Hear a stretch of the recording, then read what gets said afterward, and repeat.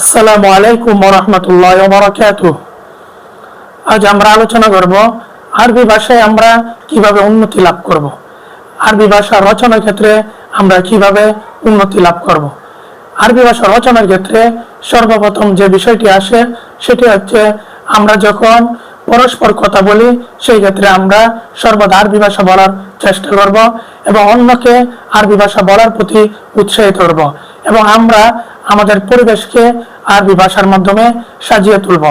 এমনকি আরবি ভাষার ফজিলত সম্পর্কে অনেক উক্তি রয়েছে, সেজন্য আমরা প্রতিনিয়ত আরবি ভাষা বলার চেষ্টা করব এবং আরবিতে লেখার চেষ্টা করব। যা কিছু লিখব চেষ্টা করব যাতে সেই লেখার মধ্যে আরবি ব্যবহার করতে পারি এবং আমরা যখন চিন্তা করব চিন্তার ক্ষেত্রে আমরা আরবিতেই চিন্তা করব। অর্থাৎ আমরা যখন মনে মনে কোনো কিছু চিন্তা করি অথবা কিছু বলি সে কথাগুলো সে বাক্যগুলো যাতে আরবিতে বলা হয়, এই দিকটা সবচেয়ে গুরুত্বপূর্ণ। অনেকে বলে আমি আরবির সাথী পাই না, সঙ্গী পাই না, সেই জন্য এই বিষয়টি খুবই গুরুত্বপূর্ণ।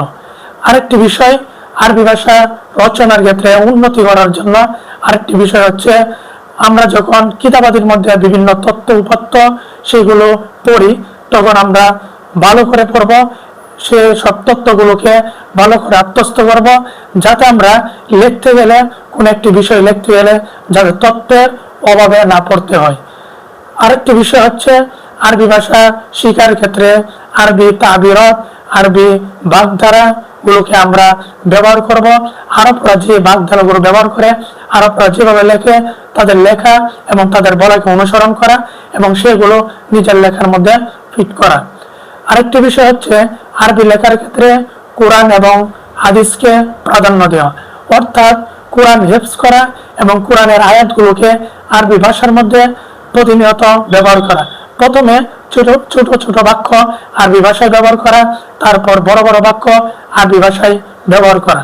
অর্থাৎ প্রথমে আমরা উদাহরণস্বরূপ বলতে পারি ওয়াল্লাহু বিগাফিলিন আম্মা তা'মালুন। ইয়াতটি ছোট, ইয়াতের অধীনে আমরা 5 থেকে 10টি জুমলা তৈরি করতে পারি। তারপর যখন আমরা এই ছোট আয়াতের মধ্যে দক্ষ হয়ে উঠবো তখন আমরা বড় আয়াতের মধ্যে চলে যাব। অর্থাৎ বড় বাক্য বড় আয়াতগুলো আমরা লিখব, তারপরে আমরা সেগুলোকে অনুশীলনে নিব। একটি আয়াত দ্বারা 10 থেকে 12টি জুমলা তৈরি করব। আরেকটি বিষয় হচ্ছে হাদিস।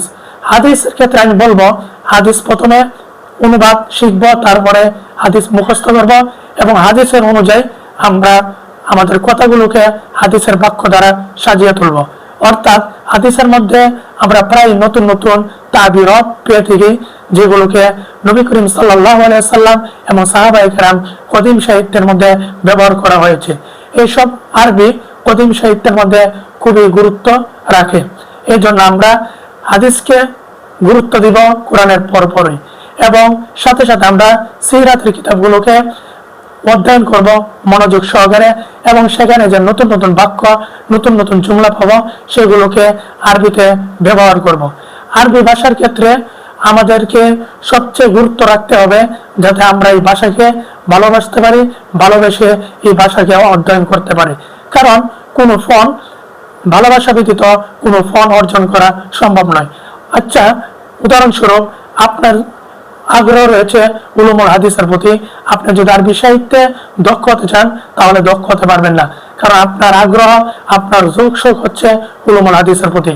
সেই জন্য আপনি সেই বিষয়ে চেষ্টা করবেন।